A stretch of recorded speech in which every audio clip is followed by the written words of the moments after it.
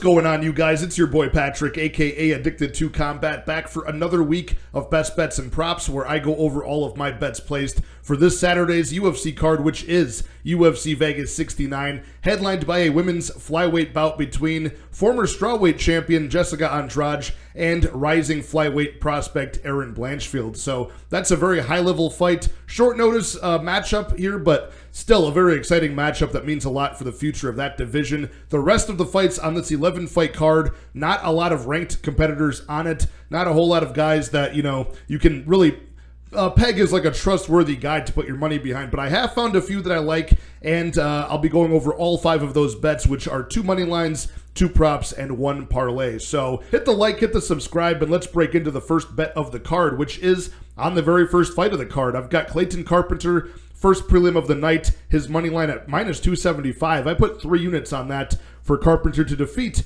Juan Camilo Ronderos at flyweight. And this is a steep price on a debuting Clayton Carpenter at minus 275, currently around a minus 300 or more. It's a steep price, but I think he's got all the skills to defeat Ronderos here. Clayton Carpenter's just better on the feet, better on the ground. He really embodies this new breed of mixed martial artist where he's got Muay Thai experience, he's got competitive BJJ experience, very good out of both stances, good power for flyweight, very aggressive.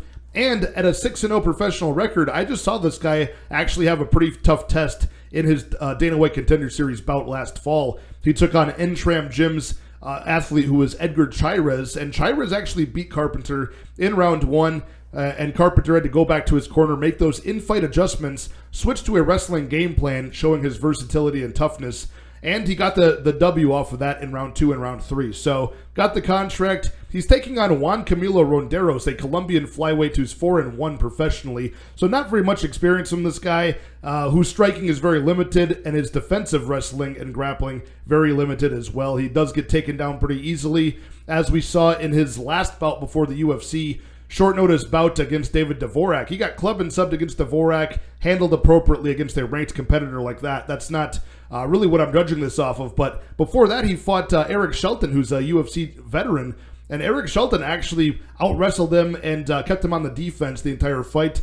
And they gave the split decision to Ronderos. I don't think he deserved that win. I think he could be an even bigger underdog in this spot, and I think that there's a big skill gap in every area that this fight could possibly go. So I think Carpenter is live to get a finish in this bout as well. I'm just taking the safe route and taking his money line, but minus 140 or so is the Carpenter inside the distance. I don't hate that bet either. My second money line of this card is in the main event. I am taking Jessica Andrade to defeat Erin Blanchfield at flyweight here. I know Jessica Andrade is on short notice, but she is a former strawweight champion, a world of experience, wins in 3 different women's weight classes, and, Erin Blanchfield is 4-0 in the UFC. A very impressive run so far, but, the resume is not that great, right? It's Sarah Alpar, it's Miranda Maverick, it's JJ Aldrich, and Molly McCann most recently. So you're going from Molly McCann at 23 years old for Blanchfield to take on Jessica Andrade, who's at 31 years old, still in her prime, explosive, amazing striking, finishing 5 of Andrade's last 6 wins. So yeah, I took her at minus 145, and I put 2 units on her to defeat Erin Blanchfield. Now, there's a lot of gray area in this fight, of course. You got to factor in how much do you think that the short notice factor of this fight plays in against Andrade and in the favor of Blanchfield? How much do you think that her letting off 231 significant strikes on the face of Lauren Murphy a few weeks ago, how does that factor in? But I think Jessica Andrade is veteran enough where she knows what she's capable of. If she took this fight, I think she'll be good to go and in good shape at flyweight here. So she's got that unbelievable power, and I don't know how Blanchfield will respond to that. She's never really been hit or put into that much danger, aside from the JJ Aldrich fight, where we saw her striking defense have some holes in it. We saw her takedown offense have some holes in it. So we'll see if Jessica Andrade is explosive enough, strong enough the way I think she is, to make this a struggle for Blanchfield to get her down and hold her down, especially in the early going of this fight. So this is a 5-round fight. We've seen Andrade in several of those scheduled before. This is the first one for Erin Blanchfield. So I'm giving the experience and the power and the striking advantage a lot of credit here, a lot of weight, and especially at the money line where it's at minus 145, where I got it, at minus 130 where it's at now, for a former champion who's seen so much in the octagon. I really do think that she could put the work in on the young, improving, still impressive, but still 23-year-old Erin Blanchfield. So give me Andrade to win. I wouldn't be surprised if she gets it done inside the distance like she's done many a time, but even in a 5-round fight, if it gets extended, I think Andrade can do the better work here and stay off the mat as long as possible each round. Moving on to some props, I do have the over 2.5 in the Lena Landsberg-Mayra Bueno Silva fight at women's bantamweight.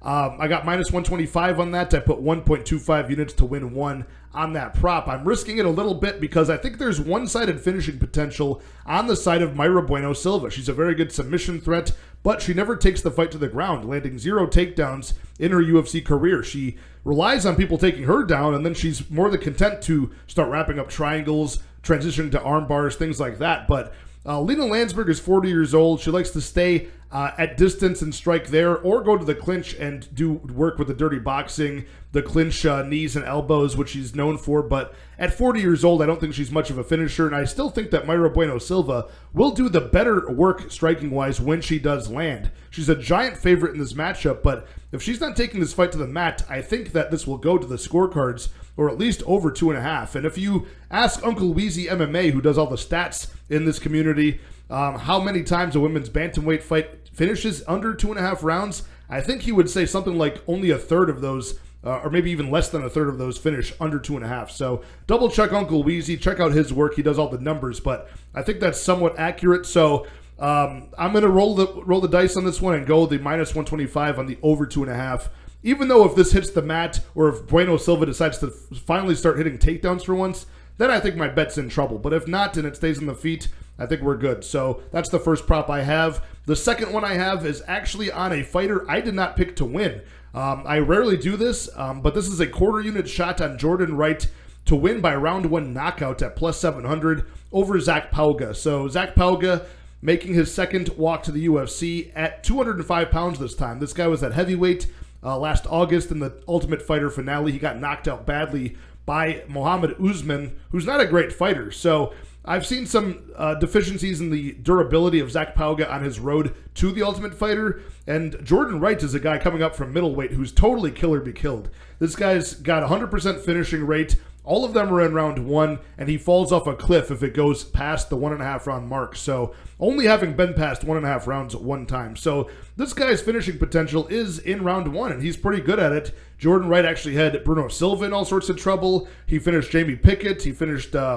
Ike Villanueva, it was actually a doctor's cut stoppage, but he did good work in round 1. So this guy has got one path to victory, moving up 20 pounds. He'll still have the power, but even less cardio. So I think he's even more finish dependent in round 1. So I'm basically getting a money line on Jordan Wright at plus 700. Give me 0.25 units on that against a guy in Zach Pauga who's very untested so far, unproven, and his chin has shown... I've seen this guy get dropped by jabs and Cage Warriors, and he just got beat in his one UFC event so far, and that was under 1.5 rounds as well. So, plus 700 on Jordan Wright. I don't think in most worlds he wins the fight, but I think at plus 700, that's there's way more of a chance than that would imply that he gets that round 1 finish. And my final bet of this card is a parlay between AJ Fletcher and the Jordan Wright-Zach Pauga fight going under 2.5 rounds. That's minus 139 combined parlay odds. I put 1.5 units on that parlay. So kicking off AJ Fletcher's side of this parlay, his money line is a bit steep, I will say. It's minus anywhere between minus 240 and minus 275 to defeat Themba Gorimbo, who's a debuting fighter who was supposed to be in the UFC a couple of times but never panned out. He's 32 years old at welterweight, and Gorimbo is coming out of the EFC promotion in South Africa. Not the best competition. This guy does have good distance striking, in my opinion. It's okay. Up close, though, if you charge him his defensive and offensive striking, it's very sloppy and non-technical. And he does most of his best work on the mat. 6 submissions out of his 10 wins for Gorimbo. A lot of those being, opportunistic spots where he was able to snatch his opponent's neck up, catch them rushing in sloppily at the low level, or working submissions off of his back. So he's able to get taken down, and I think AJ Fletcher will be able to do just that. Fletcher's got very good takedowns out in space, a good double leg he charges through. He also is very flashy and dynamic striking. He's a powerhouse early on in the fight. Flying knee knockouts in the Dana White Contender Series. He had Ange Lusa in all sorts of trouble in his last fight. unfortunately, Anj is very tough, and Fletcher gassed himself out trying to finish the guy. So I don't think that's going to happen here. I think he can find the chin of Themba, and Garimbo has actually been finished once in every way possible, and I think AJ Fletcher could do all three of those, right? Submission, AJ Fletcher's got a very tight guillotine.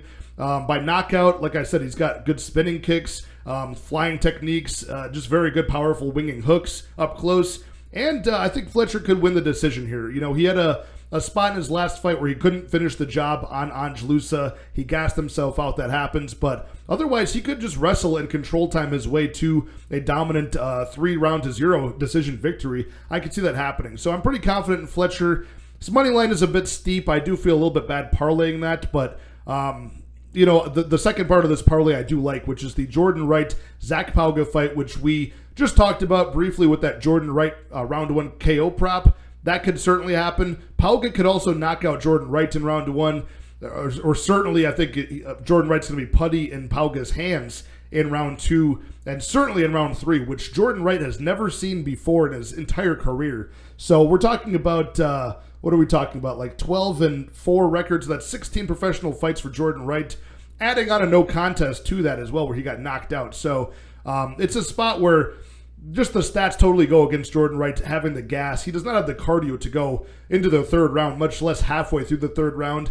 And also, he's going up a weight class, 20 more pounds. It's going to be 20 more pounds to carry for the already suspect and disproven cardio of Jordan Wright. So I think either he finishes Zach Pauga in round 1, or Zach Pauga certainly destroys him in the second part of that round 2. So that parlay, I said minus 139 combined parlay odds, 1.5 units, and that wraps up all 5 of the bets I have on this card. So other spots I do like and I will maybe target to play is the live betting spot. I feel like I'm harping on this co-main event, but again, if Jordan Wright does not get that job done in round 1, you can probably look for a good number, at least his money line at minus 220 or better on Zach Pauga in round 2, live betting between those rounds, because Pauga will certainly be able to get Jordan Wright out of there.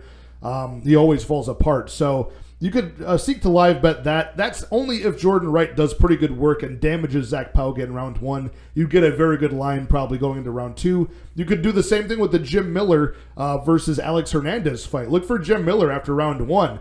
Alex also falls apart in round 2.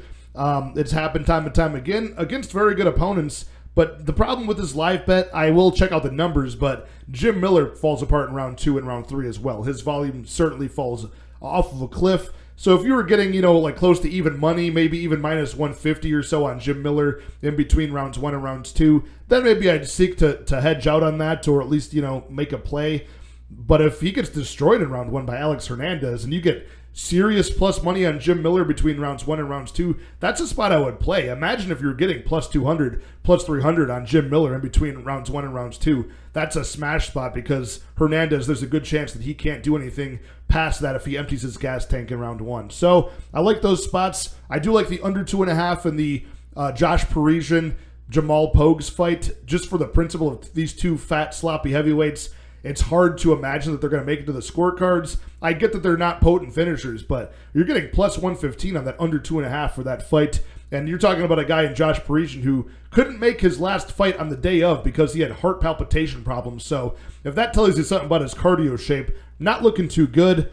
A sneaky spot that I wish was more plus money, but it's only plus 300, is the AJ Fletcher submission. I could see him wrapping up the neck of Themba Garimbo, who I see as being very sloppy and very non-technical, especially as the fight goes on. I've seen him give up his neck and give up advantageous grappling positions time and time again.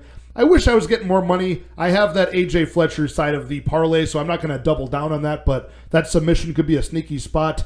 Another sneaky spot, and the final one I'll touch on, is the Landsberg decision, or just Landsberg as an underdog shot in general. The way that I played this was playing the over, but if that's going to go over and go to the judges' scorecards, that could be a very dicey decision between the biggest moneyline disparity on the card. You're talking minus 500 on Mayra Bueno Silva. I don't know how she covers that price tag if this goes to decision. You can see a big plus money on Landsberg by decision, or just the Landsberg money line could be a hedge out if you've got, God forbid, you have Mayra Bueno Silva parlayed up. But if you do, check out that Landsberg decision prop on some books. I bet something like FanDuel would have a great price on that. So good luck in all your betting action on this card, you guys. This is a very lackluster UFC fight night. I'm not one to complain about the cards in general. I'm very optimistic with them generally, but I've just covered these fights so much in the past couple weeks that now I'm very excited to see how they play out, who looks the worst out of all of these untrustworthy bums on this card. So I'm looking forward to it. I believe it's at 3 p.m. Central Time this weekend, so at least it's a nice afternoon card. You can get on with your Saturday night and move on to UFC Vegas 70 next week. So hit the like, hit the subscribe, check out BetUS, who's a partner of this channel. Their stuff is in the description. You can use my promo code AddictedToCombat125 to match your deposit bonus as a new customer up to 125%. Up to $2,500. So again, hit the like, hit the subscribe if you're new. It definitely helps me out. Charging towards that 750 subscriber mark. I appreciate all of you guys that tune in and week out. Good luck on all of your betting spots. I'll talk to you guys soon. Cheers.